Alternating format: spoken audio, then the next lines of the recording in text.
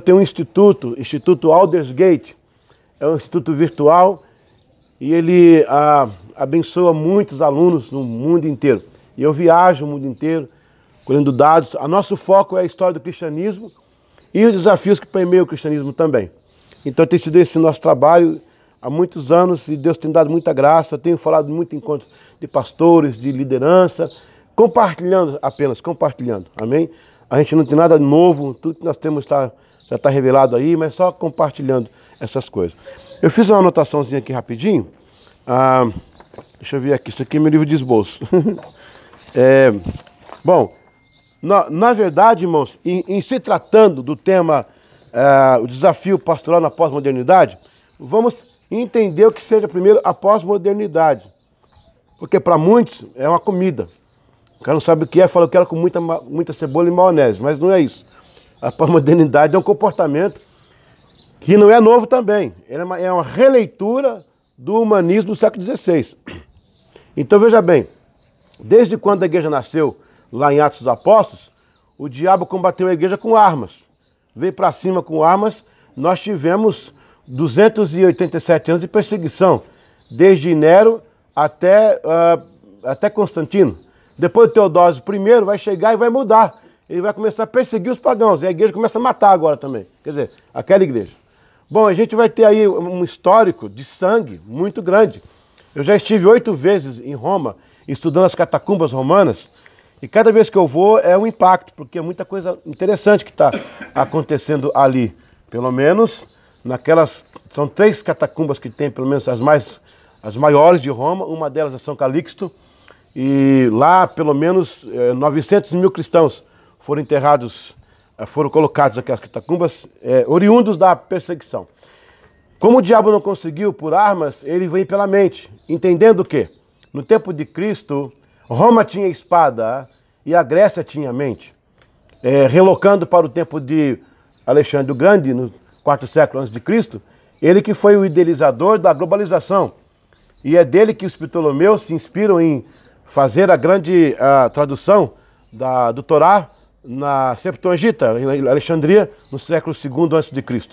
Então, o pensamento grego, ele eclodiu e ele começou a chegar a patamares diferenciados, ao ponto de Roma ter a espada e a Grécia ter a mente. E quando se tem a mente, se tem a espada. As pessoas morrem pelas suas ideias. Você vê que agora até os muçulmanos não estão se entendendo entre eles. Detonaram uma bomba e matou muito, entre eles mesmos, por causa de uma ideia nova que surgiu. Que os muçulmanos estavam batendo palma, pulando, cantando, acharam que era um avivamento aquilo. Os muçulmanos resolvem isso na espada e na bomba. A gente é na oração, né, e na compreensão, e no caminhar junto. Mas isso vem acontecendo.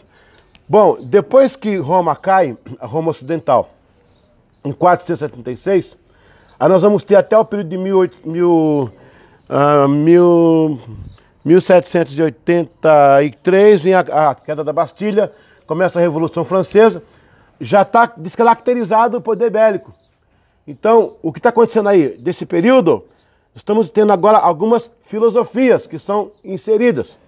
O apóstolo Paulo usa o grego e a mitologia grega para dar uma pregação mais abrangente, não que ele fosse adepto ou ele condicionasse a Bíblia a isso. Só que nós vamos ter no 5º século a chegada de Agostinho de Hipona, que é aquele advogado de Milão, e ele vai usar muito a teoria pré-socratiana para defender as suas teses teológicas. Isso vai dar um grande problema para a gente. Graças a Deus que São Tomás de Aquino, em 1250, ele vai pegar uma seringa, jogar na veia e puxar a filosofia da teologia, vai descaracterizar. Aí nós vamos ter os pré-reformadores, 1300 vai ser Savonarola, Wycliffe, antes um pouquinho os Valdense, 1174, e esse pessoal vai tentar, então, trazer a igreja de volta, porque olha só, a gente teve um combate bélico, não conseguiram. Agora veio o combate filosófico, e quase conseguiram. Então, não estou também condenando Agostinho, pelo amor de Deus, mas é que na época dele, é a leitura que ele fazia, e quem veio depois dele fez leituras diferenciadas. Aí vamos ter a era dos nestoriana, a era dos montanistas, e aí isso vai dar muita cinema para a igreja. Glória a Deus que aparece alguns homens, como eu falei, o São Tomás de Aquino, com a súmula teológica, vai aparecer o Wycliffe com uma releitura, o John Hus trazendo o vernáculo para o latim, para a língua do povo. O Lutero vai receber os louros, mas ele não é sozinho nisso. Tem muita gente envolvida aí. O que vai acontecer? Nós vamos agora passar, o diabo, então vou fazer o seguinte, vamos usar outra técnica agora. O diabo vai começar a usar a filosofia mesmo em si. Por quê? Porque lembrando que no século XVI, estamos saindo do ciclo do medieval, do ciclo feudal, onde o conhecimento ficou restrito à igreja e algumas partes da burguesia.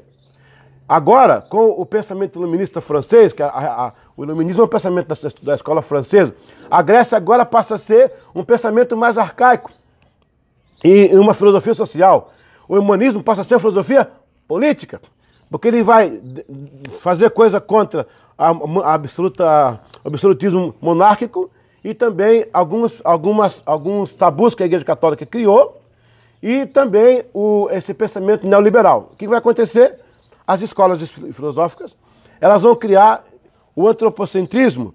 Deus, que até então era tudo para todo mundo, mesmo aquele tipo de Deus carrasco, difícil, da era medieval, da Inquisição, o Deus das cruzadas, agora eles começam a repensar Deus e redefinir Deus. Mas esse definir Deus é para apagar Deus e colocar o homem no centro. 1487, vamos ter Erasmo de Rotterdam, que vai ser o pai do humanismo. Ele vai trazer uma base teológica, descentrando do iluminismo.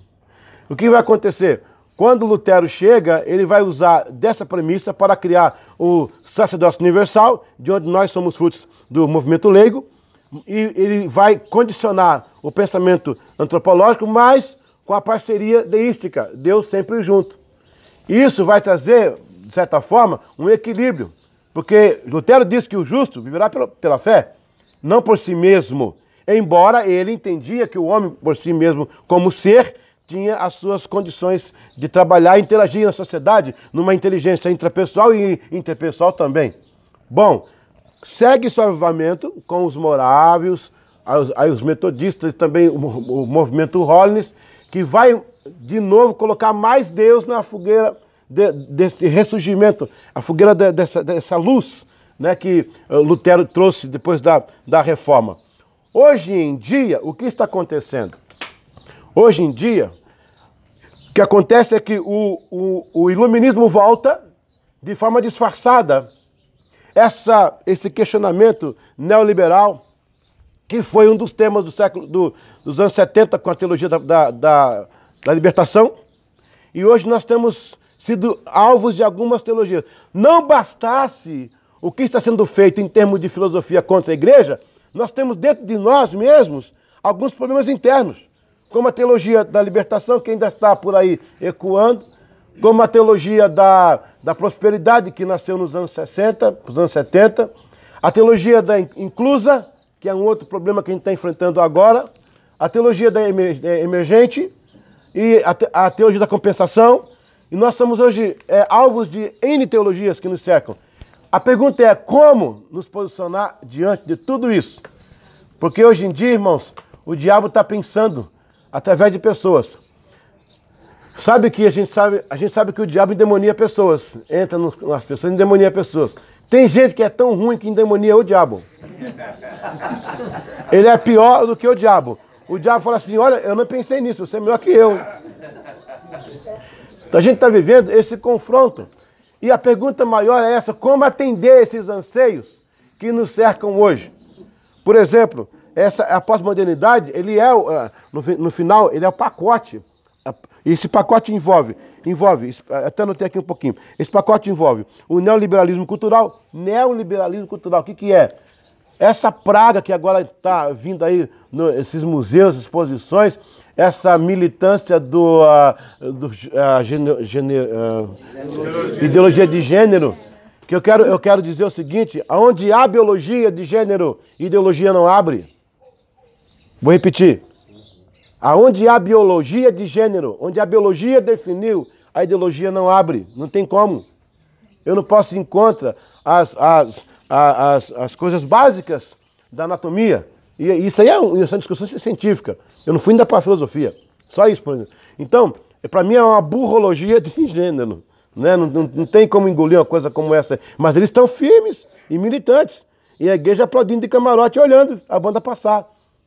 Vai chegar a tsunami, e como a gente vai resolver isso aí? É um problema sério. Inclusive igrejas que já se adaptaram ao sistema.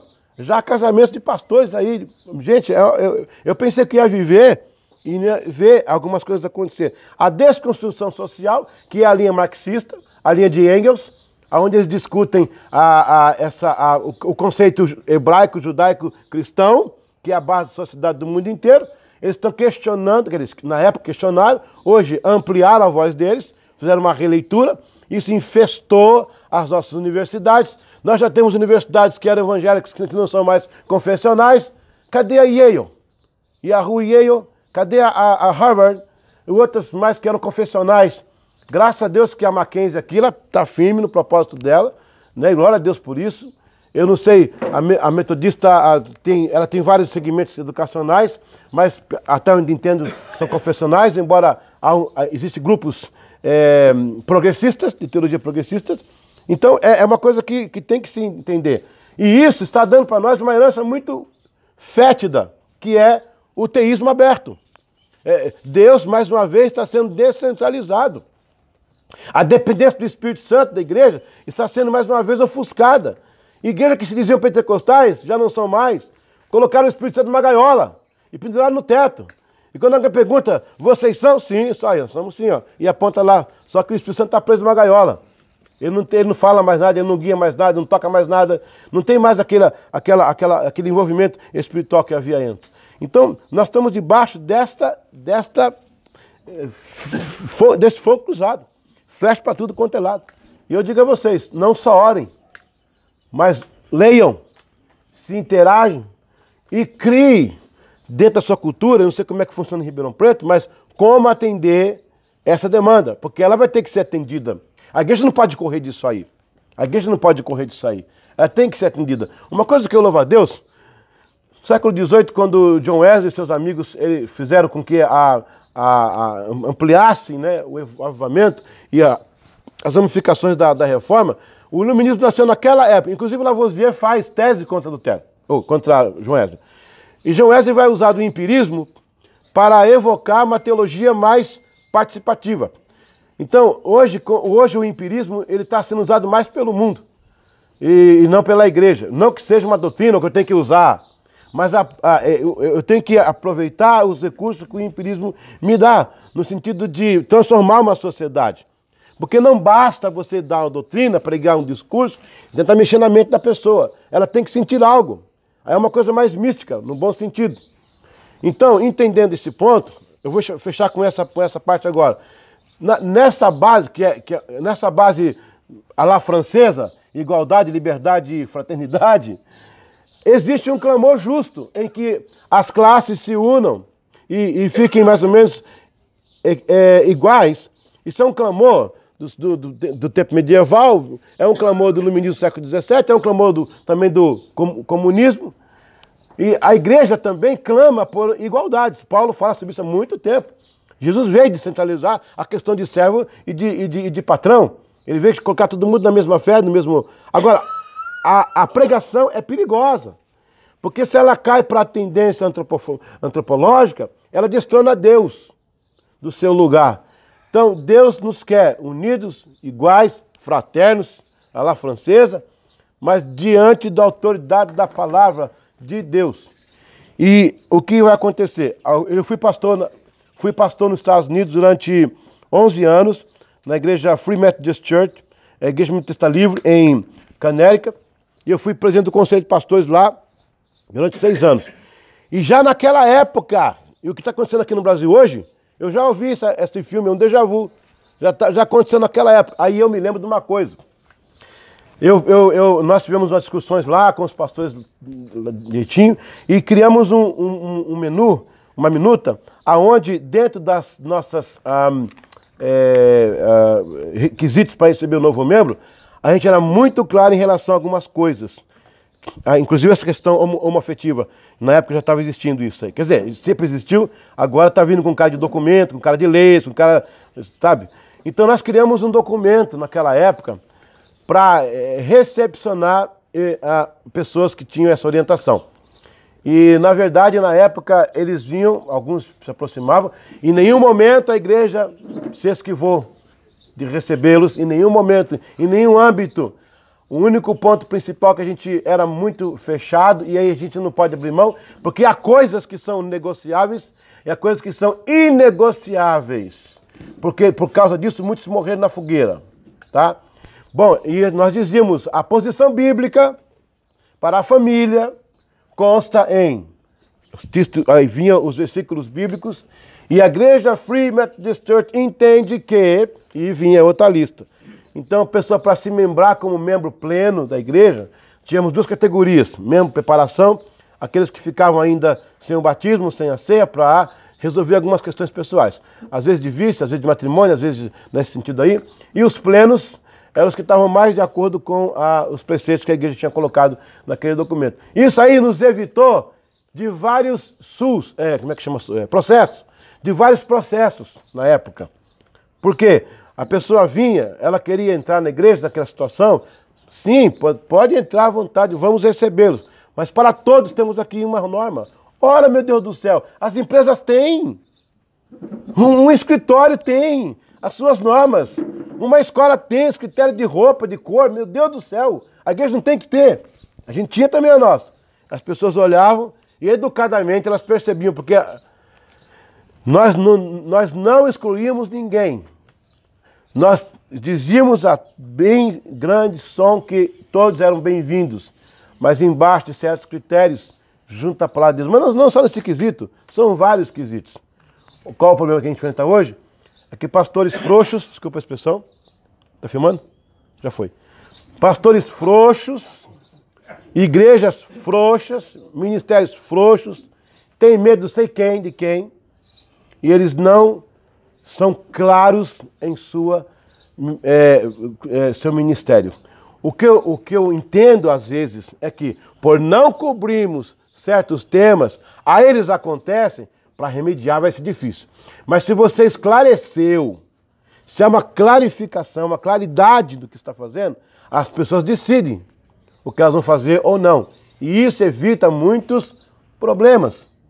Agora, a grande pergunta: nossas igrejas não estão preparadas para receber pessoas, não só dessa orientação, como de outros tipos também. A questão é que os pais atuais já foram criados, esse agora, que já é a geração pós-baby booms. Os baby booms estão lá atrás, nos anos 60.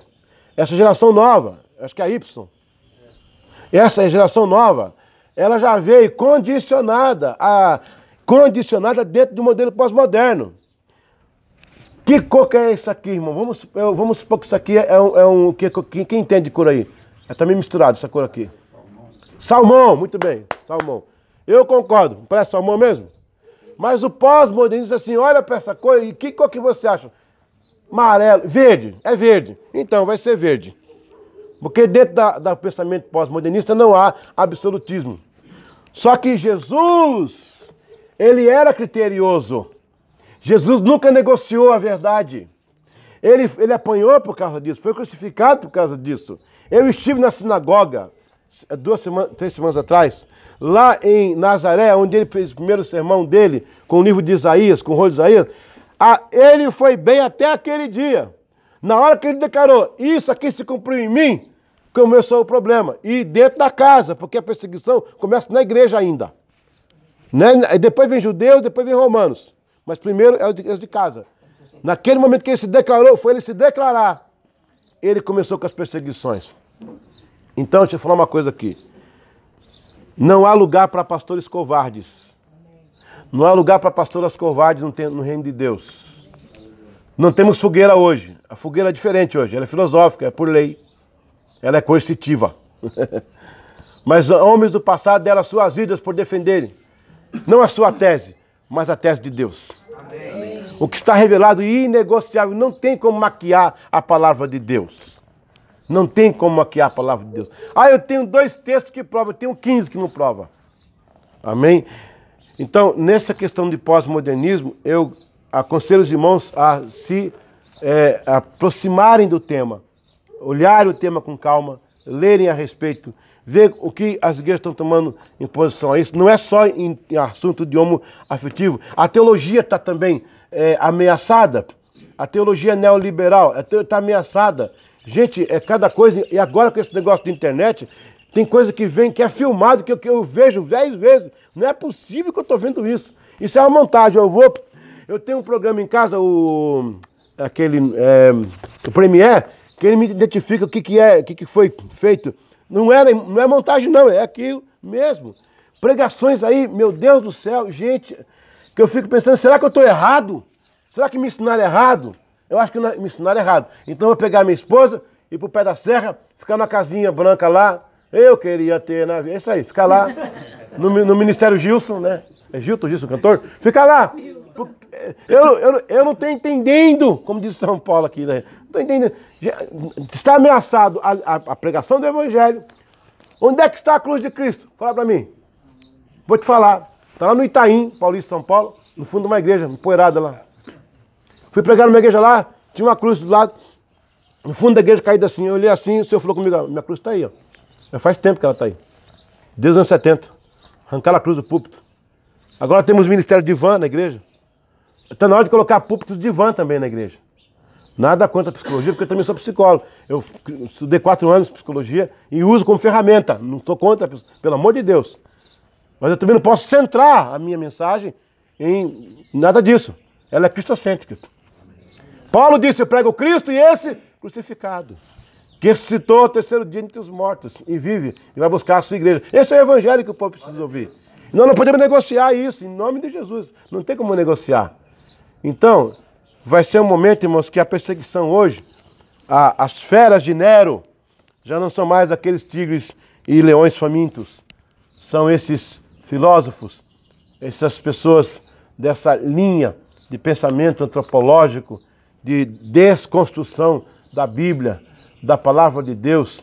Eu fui à Inglaterra fazer uma pesquisa no ano passado e conversando com o pastor, que era do Conselho de Pastores de Londres, falou, Eliseu, a gente teve uma vitória muito grande aqui. Falei, que foi? Um grupo de ateus, eles fizeram propaganda daqueles ônibus vermelhos, escrito assim, ó, Deus não existe, portanto, faça sua vida o que você bem quiser. Deus não existe, faça sua vida o que você bem quiser. Espalhou nos ônibus. Aí a Associação Cristã de Londres entrou com um processo. Mas não foi debate teológico. Olha que sacada. Não foi debate teológico. Eles entraram com um processo acusando aquele grupo de falsa propaganda. Aí foram para o tribunal. Olha que sacada. Foi de Deus isso aí. Aí chegou lá, o juiz perguntou, bom, vocês estão dizendo que Deus não existe. Aí há uma parte acusando, vocês têm que provar isso agora. E os caras, não, porque Deus não existe, por causa disso, porque o evangelho, porque a igreja massacrou, a igreja não sei o que, não sei o que. Não, a questão não é isso. Vocês estão dizendo que Deus não existe. Queremos uma prova ontológica, antropológica, cósmica, social. Prova que você tiver para eles que Deus não existe. Mas vocês têm que provar, porque estão afirmando que Deus não existe. Então você tem que provar. Não prova? Estão multados em 460 mil libras esterlinas e vai ser retirado todos os anúncios dos ônibus. E eles vão dar direito de resposta. Aí eles voltaram com a frase, sim, Deus existe. E os 460 mil libras esterlinas foram transformados em Bíblias sagradas para os refugiados. Glória a Deus. Ataca de novo, diabo. Vem de novo para tu ver.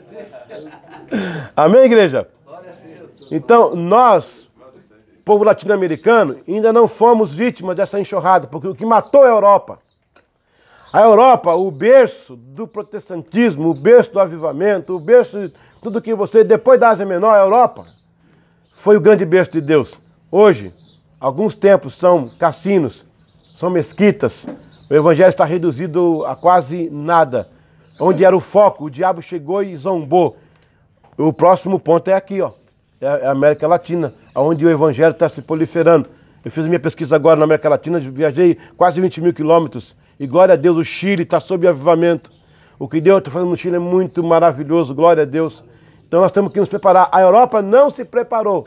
Tivemos grandes pregadores na Europa, e infelizmente, eu louvo a Deus pela vida deles, pelo legado que eles deixaram, mas não pensaram em Josué. Deixaram Canaã à deriva. E aí, os cananeus voltaram e pegaram de volta. E agora com leis e filosofias. O tal do descarte, eu tenho que descartar mesmo, porque é brincadeira, né? Penso, logo existo. Me corrijam aí, não é ele? É ele? Penso, logo existo. Então, eu penso que eu sou aquilo que não sou e acho que eu sou aquilo que eu não sou. Meu filho pequeno tem 11 anos, ele é muito inteligente. Ele, lá em Curitiba, glória a Deus, não passou esse negócio da ideologia do gênero. Graças a Deus, escolas baniram. Mas aí, a professora comentou alguma coisa em classe. Ele pegou um elefante, colocou em cima da carteira e falou, professora, ó a minha galinha. Quê? Minha galinha. Que é isso? Não é porque ele era elefante ontem, mas agora quer ser galinha. Virou piada o negócio. Virou piada. E tem gente pensante envolvida nisso, passando como ridículo, como um escárnio da sociedade. Então, eu louvo a Deus porque Deus tem levantado pessoas assim. Eu faço um clamor, meu tempo aí. Eu faço um... Opa, então dá tempo de clamar agora. Eu faço um clamor à igreja de Ribeirão Preto, aos pastores da igreja de Ribeirão Preto, que não fique esperando, não fique na iniciativa Chico Buarque, vendo a banda passar. E nem tenha a síndrome de Gabriela. Mas se levante, porque a tsunami chega. E pelo que eu estou sabendo, Ribeirão Preto está sob ataque. Eu peguei a rede social algumas coisas, eu andei para cá, eu andei lendo umas coisas aí, está sob ataque. Eu pergunto, onde é que está a igreja? Ou ela vai jogar bomba nos outros igual os muçulmanos estão fazendo? Porque pode acontecer também, né? A igreja em si não está unida, toda. Então eu não falo, irmãos, presta atenção, eu não estou incitando vocês, não vou dar uma de Lutero incitando os camponeses. Eu não estou incitando vocês para a rua, com muchá, com panela, com skate, vamos protestar e tal. É bem-vindo a manifestação pacífica, a posição da igreja, mas nós temos algo na mão que é maior do que a manifestação. Nós temos o Espírito Santo de Deus, gente. Aquele mesmo Espírito Santo que chegou em Jerusalém e desceu sobre a igreja e não teve Império Romano e nem pensamento helenista que barrasse esse povo de crescer. Aquele cristianismo que se falhou por toda a Ásia Menor com Paulo nas sinagogas, esse poder nós temos na mão que eles não têm. Eles têm poder de mente, poder de foco, poder vernácula. Nós temos poder do alto, poder de Deus, o poder de enfrentar essas hostes malignas e derrotar em nome do Senhor Jesus. Outra coisa também é orar, irmãos, para Deus destruir. Pastor, então como é que resolve isso? Estou falando agora. É orar para destruir, destituir. O Senhor falou, tem caça de demônios que só sai com jejum e oração. A igreja precisa começar a jejuar mais, orar mais, para derrubar o quê? Os franco-atiradores, porque nós estamos defendendo a munição. A gente tem que saber onde é que é o paiol. Esse que é o problema. Aleluia, agora me empolguei. Tudo bem, irmão, espera um pouquinho. Nós estamos defendendo as ideias, não é? Ah, não pode, não vamos para debate. Tem que pegar os caras. Essa turma que está fazendo isso, eles. Se você tirar a fonte, seca o resultado. Agora isso não é violência, é oração. Para que o Espírito Santo de Deus cale essas bocas. Mas pastor, mas é o fim dos tempos, tem que me acostumar. Ok, meu irmão, só que depende de mim. Eu não vou cooperar com isso, não. Eu vou morrer lutando. Porque o Senhor falou assim, ó, bem-aventurado aquele que o Senhor voltar e encontrar trabalhando. Tem muito crente também, a teologia fatalista. Tem a teologia triunfalista, tudo pode, determina, e tem essa fatalista. Ah, não vou nem falar nada, irmãos. Não vou nem pregar no meu púlpito, porque Apocalipse, irmão, Ezequiel está se cumprindo, aleluias. Né? É os fins do tempo. Fim do tempo seria se o Tupi ganhasse o campeonato estadual, né? Aí é o fim do tempo. Quem conhece Tupi aqui? O Tupi, quem conhece Tupi aí? Ah, o pessoal conhece. Mexendo na ferida. Fim dos tempos é o Tupi ganhar o campeonato estadual. O brasileiro, aí acabou, aí acabou. Aí nós ficamos, Cristo veio, nós ficamos. Magedon, aí é Magedon. Então, irmãos, nós temos o poder de combater na fonte. Presta atenção aqui. Me ajuda para encerrar aqui esse bloco. Quem que fazia assim para morrer os cristãos? Exatamente, os Césares lá. Fazia assim para viver, assim para morrer. Onde é que está Roma hoje? Cadê os Césares? Vai na Itália, cheio de igreja. Coliseu, virou ruína. Que aquele povo de Deus nem lutou, nem manifestou. Eles morriam. Mas eles tinham o quê? O poder da oração. Se a igreja se unir em oração e jejum, o que aconteceu em Medellín? Quem lembra? O avivamento de Medellín. Que as igrejas foram para o estádio orar. Estava igual ao Brasil, nas drogas lá, tráfico, Pablo Escobar. A igreja se uniu no estádio para orar. Deus desmontou Aleluia. A nossa arma, meus irmãos. Só quero lembrar Atos dos Apóstolos, quando, glória a Deus, Pedro estava preso na prisão e a igreja nem sabia o poder que ela tinha. Eles começaram a orar, irmão. Uma oração boba, mão boba, oração. Oh, Senhor, e Deus foi lá, inventou o automático, que a porta já abriu automaticamente. Pedro saiu pelo meio de todo mundo, nem Pedro estava acreditando, nem estava acreditando. Quando chegou na casa de Rode, a igreja, meu Deus, deve ser o anjo dele, não é ele mesmo. A igreja não sabia o poder que ela tinha até aquele momento. Aleluia. A partir daquela hora, ninguém segurou a igreja. Veio Roma, veio todos os impérios que perseguiram, veio recentemente o comunismo, o nazismo, o que você colocar de ismo aí no tempero, todos passaram. A igreja segue firme. Inclusive em Ribeirão Preto, glória a Deus. Amém. Nós vencemos pelo sangue do Cordeiro. Aleluia. Dizia a bandeira dos moráveis. Nós vencemos pelo sangue do Cordeiro. Nós vencemos com a mensagem de João Hans, morrendo na fogueira cantando. Enquanto a chama queimava, ele cantava. Jesus, filho de Davi, tem compaixão de mim. E a pregação de João Hans no fogo foi a mais ouvida até hoje. Vocês matam minha carne, acabam comigo, matam meu corpo, mas não tiram a fé que está dentro do meu coração. Glória a Deus. Amém, igreja? Amém. Nós temos o poder. Lutero enfrentou o rei Carlos V da época. O Carlos V foi para os quintos e Lutero venceu. Aleluia. Frederico III pegou ele no vale e colocou em Estrasburgo, lá no castelo de Interberg, e jogou a tese. O outro foi Wartburg, o castelo de Wartburg. Ele preso interpretou a Bíblia para o alemão. Até quando você prende o crente, ele produz. Glória a Deus. Ninguém segura este povo. Nós temos uma praga santa. Mata 10, nasce 100, mata 100, nasce 1000. Mas essa geração não pode perder essa geração. Aleluia. As deles foram para a fogueira, foram para os gladiadores, foram mortos, foram queimados vivos, foram arrastados nas ruas. E a gente não tem mais isso, mas estamos perdendo mais do que eles. Igreja, reaja na oração, na busca da unção. E se prepara aqui, lendo, se interagindo e buscando recursos para combater de uma forma mais sadia isso aí. Amém? Glória a Deus. Pronto. Falei. Ore 101 anos como os moravianos, né? Ininterruptamente. Ininterruptamente. Ininterruptamente. 101 anos.